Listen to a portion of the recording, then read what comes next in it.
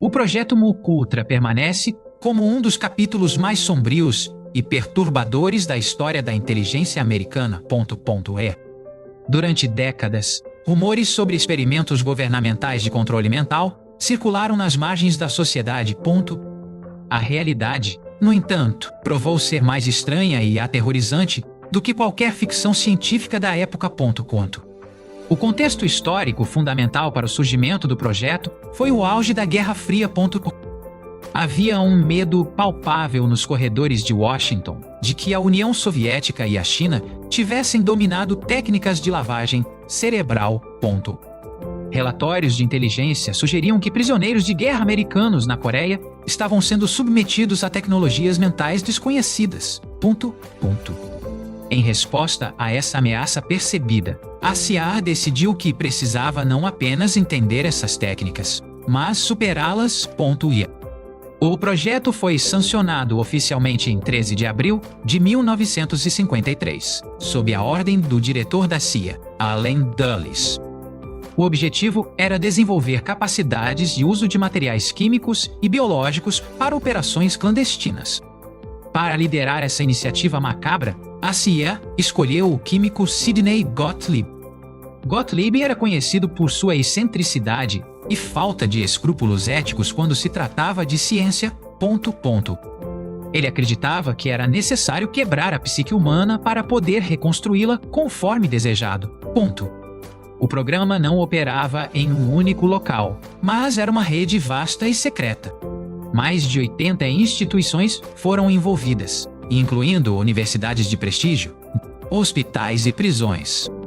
Muitos dos pesquisadores participantes não sabiam que estavam sendo financiados pela CIA. O financiamento era lavado através de organizações de fachada para manter a negação plausível. Um dos principais focos do Mucultra era o uso do LSD, uma droga alucinógena potente. A CIA esperava que o LSD pudesse funcionar como um soro da verdade definitivo. Eles também teorizavam que a droga poderia ser usada para desorientar líderes estrangeiros ou agentes inimigos. Os experimentos com LSD começaram com voluntários, mas rapidamente escalaram para sujeitos involuntários. Agentes da própria CIA, militares, médicos e membros do público geral foram drogados sem consentimento. Em um incidente notório, o café da manhã de um grupo de operacionistas da CIA foi batizado com LSD. O objetivo era testar a reação de pessoas treinadas em situações de estresse extremo e surpresa. No entanto, as consequências foram muitas vezes desastrosas e imprevisíveis. Frank Olson, um cientista do exército, foi uma das vítimas mais famosas desses experimentos imprudentes. Após ser drogado secretamente com LSD, Olson sofreu um surto psicótico grave. Dias depois, ele caiu para a morte da janela de um hotel em Nova York. Além do LSD, o projeto explorou uma vasta gama de outras substâncias químicas. Mescalina, psilocibina, maconha e heroína foram todas testadas em várias combinações. Os experimentos não se limitavam apenas a drogas. A hipnose também era uma ferramenta central. A agência buscava criar assassinos programados que não lembrariam de suas ações. Técnicas de privação sensorial foram empregadas para quebrar a resistência dos sujeitos. Sujeitos eram mantidos em quartos escuros e à prova de som por dias a fio. A eletrochoque foi usada em níveis que excediam em muito os padrões médicos aceitáveis. O objetivo final era apagar a memória existente e substituir a personalidade do indivíduo. Dr. Ewen Cameron, no Canadá, realizou alguns dos experimentos mais brutais sob o subprojeto 68. Ele submetia pacientes a um processo que chamava de despadronização psíquica. Pacientes eram colocados em coma induzido por drogas por semanas ou meses. Durante esse coma, fitas com mensagens repetitivas eram tocadas incessantemente. Muitas das vítimas de Cameron procuraram ajuda para problemas menores, como ansiedade pós-parto. Elas saíram com danos cerebrais permanentes, amnésia severa e vidas destruídas. Outro aspecto infame do MK foi a Operação Midnight Climax. A CIA estabeleceu bordéis seguros em São Francisco e Nova York para realizar testes de campo. Prostitutas eram contratadas para atrair homens para esses locais e administrar LSD, sem o conhecimento deles. Agentes da CIA observavam os efeitos das drogas através de espelhos falsos. As sessões eram frequentemente gravadas em áudio e vídeo para análise posterior. A escolha de usar prostitutas foi estratégica, pois as vítimas dificilmente denunciariam o ocorrido. Isso permitiu que a CIA operasse com impunidade total por um longo período. A falta de rigor científico nesses experimentos de campo era alarmante. Muitas vezes, os agentes tratavam a operação como uma festa privada financiada pelo governo. Apesar dos milhões de dólares gastos, poucos resultados úteis de inteligência foram obtidos. O projeto também investigou o uso de plantas exóticas e venenos de todo o mundo. Expedições foram enviadas para a Amazônia e outras regiões remotas em busca de novos compostos. A agência estava obcecada em encontrar a substância perfeita para controle total. Crianças também não foram poupadas de alguns dos experimentos associados ao programa. Relatos sugerem que órfãos e crianças institucionalizadas foram usados como cobaias. A ética médica foi completamente descartada, em nome da segurança nacional. O sigilo em torno do MK era tão rigoroso que poucos dentro da própria CIA sabiam sua extensão total. Compartimentação era a chave. Cada subprojeto operava como uma ilha isolada. Ao todo, houve 149 subprojetos documentados sob o guarda-chuva do MK. Muitos desses subprojetos tinham objetivos bizarros e esotéricos. Houve tentativas de controlar o comportamento de animais, incluindo cães e gatos. O infame projeto Acoustic Kitty tentou transformar um gato em um dispositivo de escuta. Os resultados foram frequentemente grotescos e falhos, resultando na morte dos animais. A arrogância dos cientistas do MK os cegou para a imoralidade de seus atos. Eles viam os seres humanos como máquinas biológicas que podiam ser hackeadas. A cultura de medo da Guerra Fria serviu como justificativa para todas as atrocidades. À medida que a década de 1960 avançava, o projeto começou a perder força. Os resultados práticos eram escassos e os riscos de exposição aumentavam. Em 1973, o clima político nos Estados Unidos estava mudando drasticamente. O escândalo de Watergate abalou a confiança do público no governo. Richard Helms, então diretor da CIA, temeu que o MK fosse descoberto. Em uma tentativa desesperada de encobrir o passado, ele ordenou a destruição de todos os arquivos. Milhares de páginas de documentos insubstituíveis foram reduzidas a confete. Essa ação destruiu a maior parte das evidências diretas sobre a extensão do programa. No entanto, nem todos os documentos foram destruídos conforme planejado. Cerca de 20 mil documentos financeiros sobreviveram por engano em um depósito separado. Esses documentos financeiros tornaram-se a pedra de Roseta para desvendar o MK. Em 1974, o jornalista Seymour Hersh publicou uma reportagem explosiva no New York Times. O artigo alegava que a CIA havia conduzido espionagem ilegal contra cidadãos americanos. Isso levou à formação da Comissão Rockefeller para investigar as atividades da CIA. Posteriormente, o Comitê Church do Senado aprofundou ainda mais as investigações.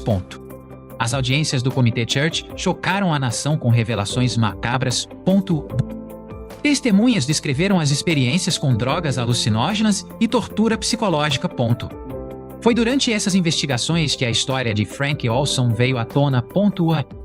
O presidente Gerald Ford foi forçado a emitir um pedido de desculpas público à família. A família Olson recebeu uma indenização financeira, mas muitas perguntas permaneceram. Décadas depois, exames forenses sugeriram que Olson poderia ter sido assassinado. A teoria é que ele foi silenciado porque queria abandonar o programa e revelar os segredos. Sidney Gottlieb, o arquiteto do programa, foi chamado para depor. Ele alegou ter pouca memória dos detalhes, frustrando os investigadores. Gottlieb viveu o resto de sua vida em relativa obscuridade, cuidando de cabras e praticando dança folclórica. A dualidade de sua vida pessoal e profissional continua a desconcertar historiadores. Muitas vítimas do Munkultra nunca receberam reconhecimento ou compensação. Alguns passaram o resto de suas vidas em instituições psiquiátricas, diagnosticados erroneamente. Suas mentes foram fragmentadas por experimentos que eles nunca consentiram.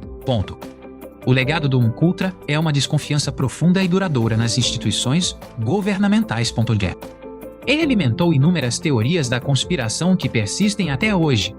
A cultura pop absorveu o Munkultra, transformando-o em tema de filmes e séries. Séries como Stranger Things baseiam-se diretamente nesses experimentos reais.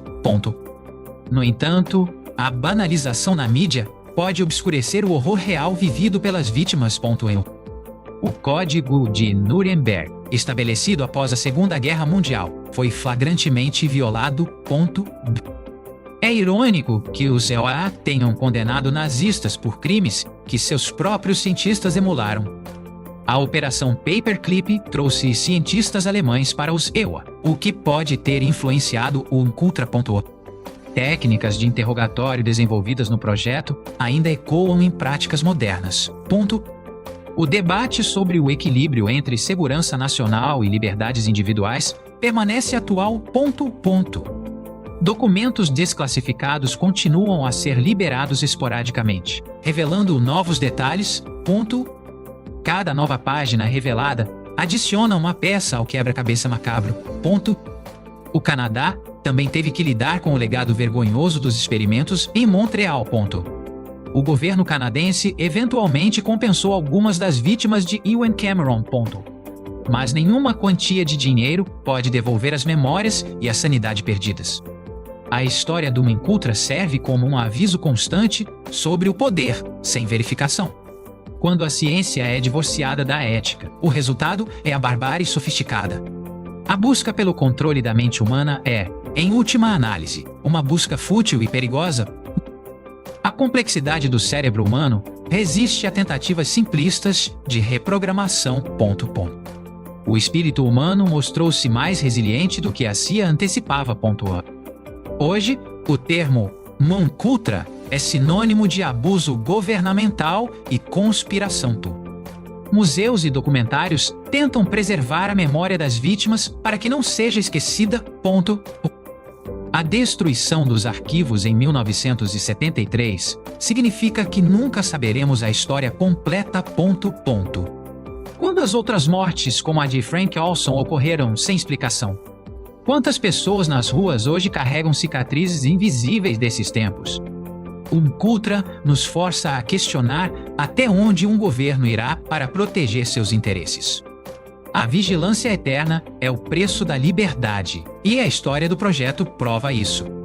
O uso de drogas psicodélicas como armas atrasou a pesquisa terapêutica legítima por décadas. Somente agora, a ciência está redescobrindo o potencial de cura dessas substâncias. O contraste entre o uso da CIA e o uso terapêutico moderno é gritante. O projeto também influenciou a contracultura dos anos 60, ironicamente.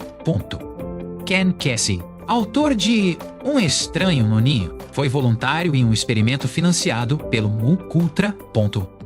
Assim, a CIA inadvertidamente ajudou a abastecer o movimento psicodélico que tanto temia. Essa ironia histórica é um dos legados mais estranhos do programa. As lições do Munkultra devem ser ensinadas para evitar a repetição desses erros. A transparência governamental é a única defesa contra abusos secretos desse tipo. A tecnologia de hoje permitiria um controle muito mais sofisticado do que nos anos 50. Isso torna a memória do Menkultra mais relevante agora do que nunca. Ponto pisto dos pés. Não devemos esquecer as vidas sacrificadas no altar da paranoia da Guerra Fria. Ponto. O sofrimento humano nunca deve ser um custo aceitável para o progresso da inteligência. Ponto. A responsabilidade recai sobre os cidadãos de exigir responsabilidade de seus líderes. Ponto. O projeto Menkultra é um lembrete sombrio de que os monstros nem sempre estão debaixo da cama. Ponto. Às vezes, eles estão nos escritórios mais altos, assinando ordens executivas. A verdadeira escuridão reside na crença de que os fins justificam os meios. Enquanto houver segredo, haverá potencial para abuso. A luz da verdade é o único desinfetante eficaz. Que a história do Menkultra permaneça viva como um aviso perpétuo para as futuras gerações. O controle da mente, felizmente, permanece no reino da fantasia e do pesadelo.